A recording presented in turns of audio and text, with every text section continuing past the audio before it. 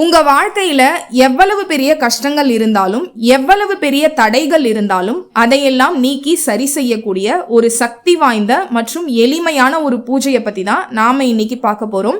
இந்த பூஜையின் பெயர் சாய் திவ்ய பூஜை. இதை சாய்பாபாவே தன்னுடைய வாயால் இந்த பூஜையை தான் வாழ்ந்த காலத்துல ஒரு பக்தருக்கு சொன்ன இந்த பூஜை. இதை எப்படி செய்யணும், எப்போது செய்யணும், இதை செய்தால் நமக்கு ஏற்படக்கூடிய பலன்கள் என்ன அப்படின்றத தான் நாம இன்னைக்கு இந்த வீடியோல பார்க்க போறோம். அனைவருக்கும் வணக்கம். நான் உங்க மித்ரா சதீஷ் சேனல்ல இருந்து உங்ககிட்ட பேசிட்டு இருக்கேன். இந்த சாய் திவ்ய பூஜை எப்படி உருவானது அப்படின்னு பாத்தீங்கன்னா, பல சகாப்தங்களுக்கு முன்னாடி பாபா வாழ்ந்த காலத்துல ஒரு பக்தர் ரொம்ப கஷ்டத்துல இருந்திருக்கிறாரு. அவர் பாபா கிட்ட தன்னுடைய கஷ்டத்தெல்லாம் சொல்லும்போது பாபாவே இந்த எளிமையான ஒரு பூஜை முறையை சொல்லி இதை அவரை செய்ய சொல்லியிருக்கிறாரு. அதை அந்த நபர் நம்பிக்கையோட பாபா மேல நம்பிக்கை வச்சு அந்த பூஜையை செஞ்சுக்கிட்டே இருந்திருக்கிறாரு. அந்த பூஜையால் அவருக்கு நடந்த மாற்றங்கள், நல்ல பலன்கள் அதையெல்லாம் பார்த்து அவரோடு இருந்த மற்ற பக்தர்களும் தொடர்ந்து அதை செஞ்சிருக்கிறாங்க. பல பேர் செஞ்சு அதனால நன்மை அடைஞ்சிருக்கிறாங்க. இப்படி பாபா நிகழ்த்தின ஒரு லீலையால உருவான ஒரு பூஜை தான் பாத்தீங்கன்னா இந்த சாய் திவ்ய பூஜை அப்படின்றது. இப்ப பாபா பக்தர்கள், லட்சக்கணக்கான பாபா பக்தர்களால இந்த பூஜை செய்யப்பட்டுட்டு வருது. இந்த சாய் திவ்ய பூஜை அப்படின்னா என்னன்னு பாத்தீங்கன்னா, சாய்பாபா பக்தர்களுக்கு பொதுவாவே வியாழக்கிழமை விரதம் இருக்கிறது அப்படின்னாலே எல்லாருக்கும் தெரியும். அந்த நாள்ல கோவிலுக்கு போவாங்க, சத்சரித பாராயணம் பண்றது, அது எல்லாருமே வியாழக்கிழமை விரதமா கடைபிடிக்கக்கூடிய ஒண்ணு. ஆனா இந்த சாய் திவ்ய பூஜை பாத்தீங்கன்னா வியாழக்கிழமை விரதத்தை விட ரொம்ப ரொம்ப எளிமையானது. இந்த பூஜையை நாம 5, 7, 9, 11, 21 இந்த எண்ணிக்கையில வரக்கூடிய வியாழக்கிழமைகள்ல நாம செய்யணும். இந்த பூஜைக்கு பாத்தீங்கன்னா நிறைய கட்டுப்பாடுகள் கிடையாது. அதாவது காலையில இருந்து நைட்டு வரைக்கும் நீங்க சாப்பிடாம இருக்கணும் அப்படின்ற எந்த நியம நிஷ்டங்களும் கிடையாது. அவங்க விருப்பப்படி எளிமையா இந்த பூஜையை செய்யலாம்.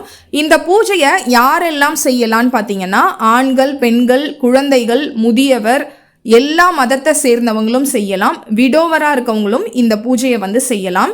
முக்கியமா இருக்க வேண்டியது உங்களுடைய நம்பிக்கையும் பக்தியும் பாபா மேல. அது மட்டும் இருந்தா போதும். இந்த பூஜையை எல்லா மதத்தினரும் எல்லா வயதினரும் செய்யலாம்.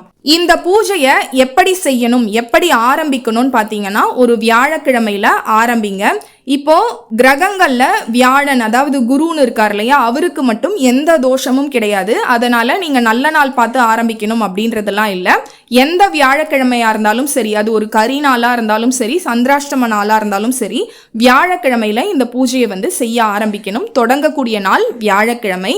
இந்த பூஜையை இப்போ நீங்கள் காலையில் செய்கிறீங்க, காலையில் தான் உங்களுக்கு ஃப்ரீயாக இருக்குது டைமு, ரொம்ப கன்வீனியண்ட்டான டைமுன்னாக்கா எந்த வியாழக்கிழமையில் நீங்கள் காலையில் தொடங்குறீங்களோ அதே வியாழக்கிழமை வரக்கூடிய எல்லா வியாழனும் காலையில் தான் செய்யணும்.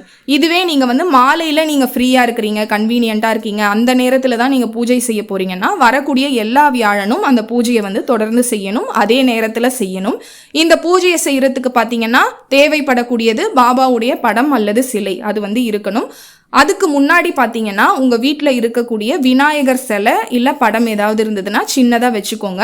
முதல்ல இந்த பூஜையை ஆரம்பிக்கும் போது பாத்தீங்கன்னா விநாயகரை உங்களுக்கு தெரிந்த மந்திரங்கள், சின்ன சின்ன மந்திரங்கள்லாம் எல்லாருக்குமே விநாயகரை பத்தி தெரியும், அவரை தொடங்கிட்டு அதுக்கப்புறம் குலதெய்வம், உங்களுடைய குலதெய்வத்தோடைய பேரை 3 முறை சொல்லி, இப்ப ஐயனார் தான் உங்க குலதெய்வம்னா ஓம் ஐயனாரே நமக அப்படின்னு சொல்லி 3 தடவை அந்த மந்திரத்தை சொல்லி அவரையும் வேண்டிட்டு அதுக்கப்புறம் இந்த பூஜையை ஸ்டார்ட் பண்ண ஆரம்பிங்க.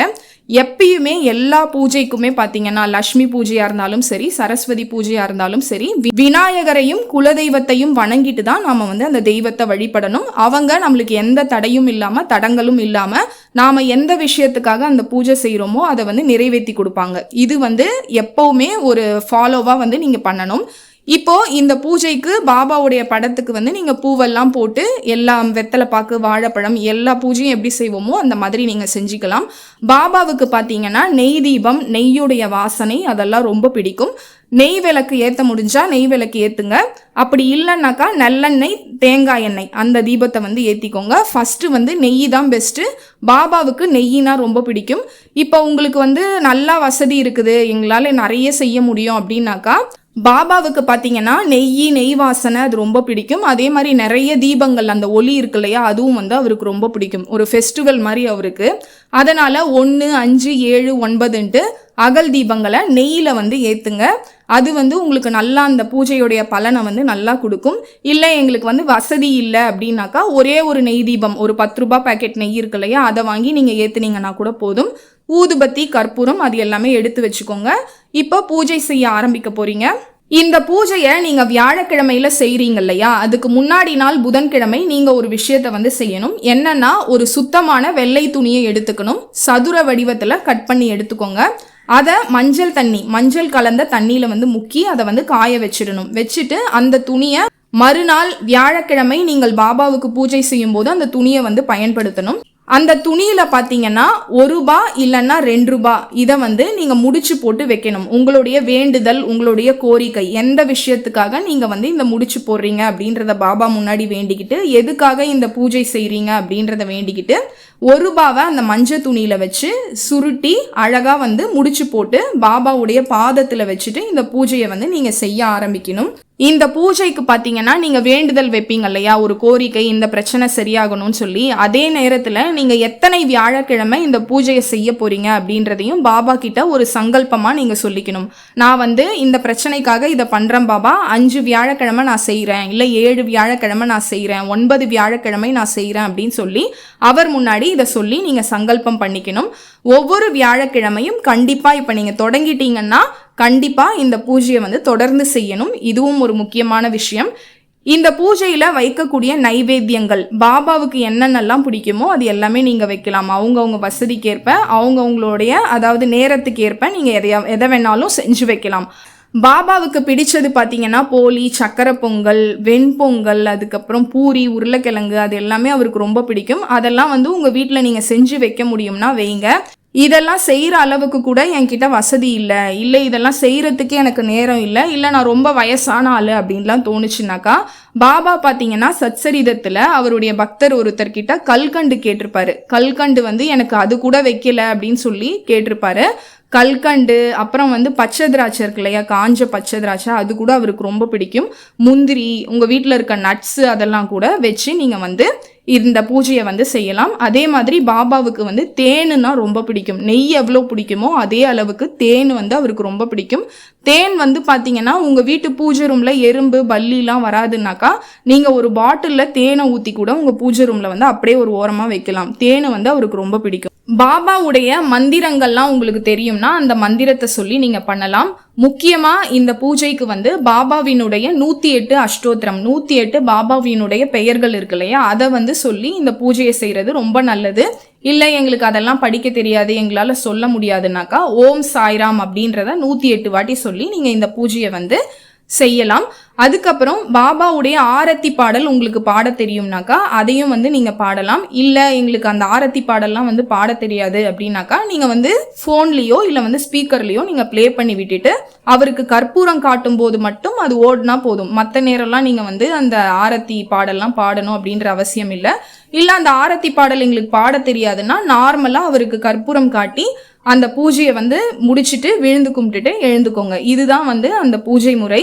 இந்த பூஜை செய்யற அன்னைக்கு பாத்தீங்கன்னா நீங்க யார் மேலையும் கோவப்படக்கூடாது, யாரையும் கெட்ட வார்த்தையால திட்டக்கூடாது. பாபாவுக்கு பிடித்த விஷயங்களை அந்த நாள்ல செய்யணும். அவருக்கு பிடிச்சது என்னன்னா அன்னதானம் பண்றது, அந்த மாதிரி நிறைய உங்களை சுத்தி இருக்கக்கூடிய ஜீவன்களுக்கு நீங்க செய்யலாம். இல்ல கோவில்ல போயிட்டு நீங்க ஏதாவது ஒரு சாப்பாடோ இல்ல ஸ்வீட்டோ செஞ்சு கூட நீங்க வந்து வியாழக்கிழமையில அங்க இருக்கக்கூடிய பக்தர்களுக்கு கொடுக்கலாம். இதையும் நீங்க அந்த சாய் திவ்ய பூஜை அப்படின்றத செய்யும் போது செய்யலாம். இந்த சாய் திவ்ய பூஜை வந்து புக்காவும் இருக்குது. இது வந்து புக்கா அமேசான்ல இருக்குது. இந்த புக்கை எழுதினவங்க யாருன்னு பாத்தீங்கன்னா கே பத்மாவதி அப்படின்றவங்க இந்த புக்கை வந்து எழுதி இருக்கிறாங்க. இந்த புக்கோட ரேட்டு பாத்தீங்கன்னா 155 ரூபாய். அமேசான்ல இந்த புக் வந்து இருக்கு. எல்லா லாங்குவேஜ்லயுமே இருக்கு, தமிழ், ஹிந்தி, தெலுங்குன்னு சொல்லி எல்லா லாங்குவேஜ்லயுமே இருக்கு. அந்த புக்கோட லிங்கை கூட நான் வந்து கமெண்ட் பாக்ஸ்ல கொடுக்குறேன். அந்த புக்கை வந்து வாங்கிக்கோங்க. இந்த பூஜையை முடிக்கிற அன்னைக்கு பாத்தீங்கன்னா அந்த புக்கை நீங்க வந்து 5 பேரு, 7 பேரு, 11 பேருன்னு உங்க வசதிக்கேற்ப தானமா கொடுக்கலாம். அதாவது அவங்களையும் பண்ண சொல்லி நீங்க இந்த புக்கை வந்து கொடுக்கலாம்.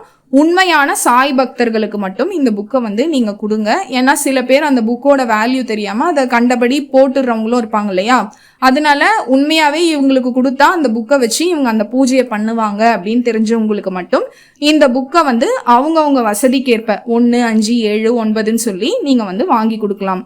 உங்களோட வேண்டுதல் நிறைவேறினதுக்கு அப்புறம் பாத்தீங்கன்னா நீங்க மஞ்சள் துணியில 1 ரூபாய் நாணயத்தை வந்து முடிச்சு போட்டு பாபாவுடைய பாதத்துல வச்சிருக்கீங்க இல்லையா, அந்த காயினை வந்து நீங்க ஷிரடிக்கு போகும்போது பாபாவுடைய உண்டியல்ல நீங்க போட்டுடலாம். அப்படி இல்ல ஷிரடிக்குலாம் போக முடியாது அப்படின்ற சூழ்நிலையில உங்க வீட்டு பக்கத்துல ஏதாவது பாபா கோவில் இருந்தா அங்க இருக்கக்கூடிய உண்டியல்ல வந்து இந்த 1 ரூபாய் நாணயத்தை போட்டுடலாம். இந்த பூஜையை ஆரம்பிச்சிங்கன்னா தொடர்ந்து செய்யணும். ஏதாவது இப்போ மாதவிடாய் அந்த மாதிரி பிரச்சனைலாம் வந்ததுன்னா அதுக்கெல்லாம் ஒன்றும் கவலைப்பட வேணாம். இந்த பூஜை வந்து எளிமையான பூஜை, ரொம்ப எளிமையாக செய்யக்கூடிய பூஜை. அதனால நீங்கள் ஃபர்ஸ்ட்ல இருந்து ஆரம்பிக்கலாம். இப்போ 2வது வாட்டி தடங்கல் ஆயிடுச்சுன்னா நீங்கள் முதல்ல இருந்து, அதுக்கு அடுத்த வாரத்துல இருந்து முதல்ல இருந்து ஆரம்பிக்கலாம். எண்ணிக்கை சரியா நீங்க வந்து முடிக்கணும், அவ்வளவுதான். இந்த பூஜையை நீங்க செய்யும் போது பாத்தீங்கன்னா இது இல்லையே அது இல்லையேன்னு சொல்லிலாம் நீங்க எந்த கவலையும் பட வேணாம். உங்ககிட்ட என்ன இருக்குதோ அதை வச்சு இந்த பூஜையை வந்து சிம்பிளா நீங்க வந்து நல்லா செஞ்சாலே போதும். அதற்கான பலன்கள் வந்து அதிகமாவே கிடைக்கும். இந்த பூஜை புக்கு நான் சொல்லியிருந்தேன் இல்லையா, சாய் திவ்ய பூஜை புக்குன்றது அமேசான்ல கே பத்மாவதின்றவங்க வந்து எழுதின புக்குன்னு சொல்லியிருந்தேன் இல்லையா, அதுல வந்து இந்த சாய் திவ்ய பூஜையை பண்ணி அவங்க லைஃப்ல, அவங்க பக்தர்கள் லைஃப்ல நடந்த மிராக்கிள்ஸ் எல்லாம் அந்த புக்ல வந்து ஒரு 10 பேஜுக்கு வந்து கொடுத்துருக்குறாங்க. நீங்க அந்த புக்கு வாங்கி அதுல இருக்கிற அந்த ஸ்டோரிஸ் எல்லாம் கூட படிச்சு பாருங்க.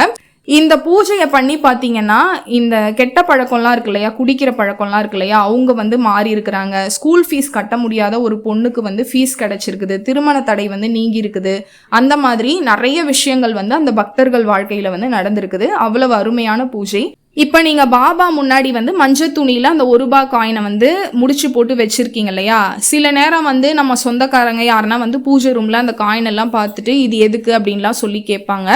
அந்த மாதிரிலாம் உங்களுக்கு வந்து யாராவது பார்ப்பாங்க அப்படின்ற மாதிரி ஒரு எண்ணம் இருந்ததுன்னா அந்த முடிச்ச வந்து பாபாவுடைய படத்து பின்னாடி வச்சிருங்க. இல்ல ஒரு ஓரமா வந்து மற்றவங்க கண்ணில் தெரியாத மாதிரி அந்த முடிச்சு போட்ட 1 ரூபாய் காயினை வந்து வச்சிருங்க. அப்படி இல்லைன்னா செவுத்துல ஆணி இருக்கும் இல்லையா, அதுல கூட நீங்க எங்கேயாவது ஒரு இடத்துல மாட்டி வச்சிடலாம்.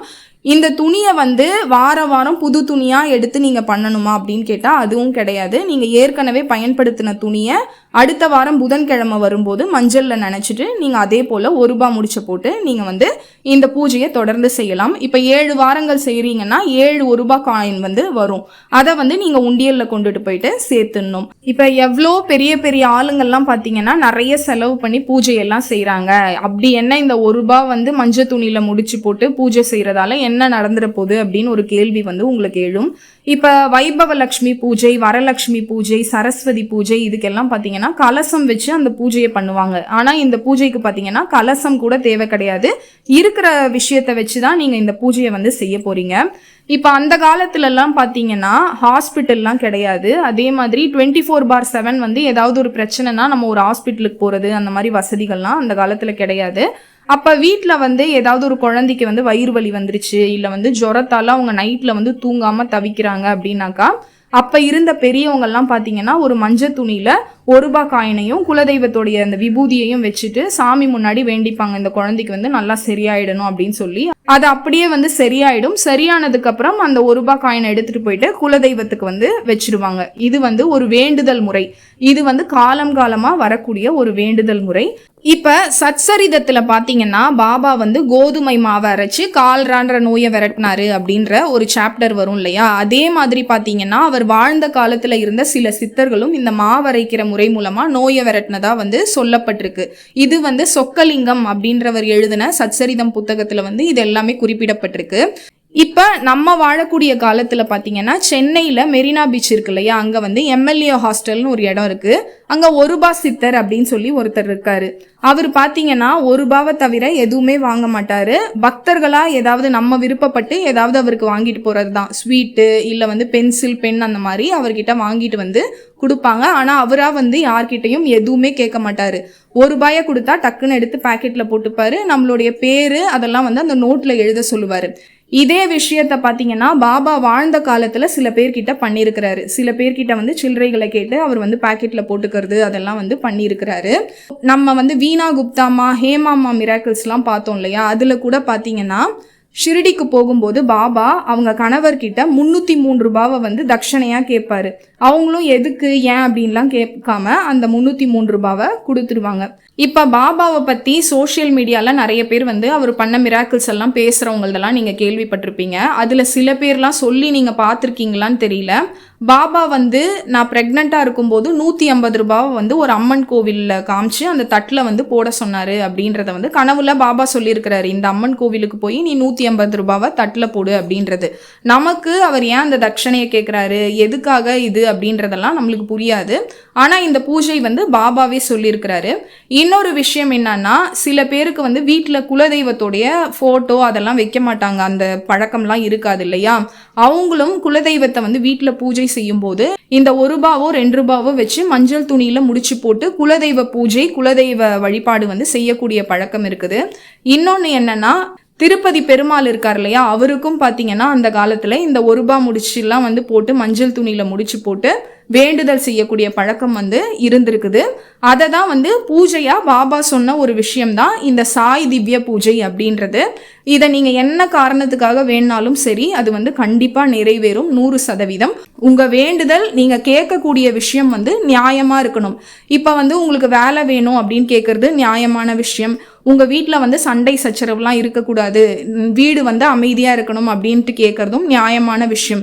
இல்லை எங்கள் தம்பியோடைய சொத்து ஒன்று இருக்குது, அது வந்து எங்களுக்கு வேணும் அப்படின்லாம் கேட்டால் அதற்கெல்லாம் பாபா வந்து ஒத்து வர மாட்டார். என்னன்னா அவருக்கு தெரியும் அது வந்து உங்கள் உழைப்பால் வந்ததில்லை அப்படின்றது அவருக்கு தெரியும்.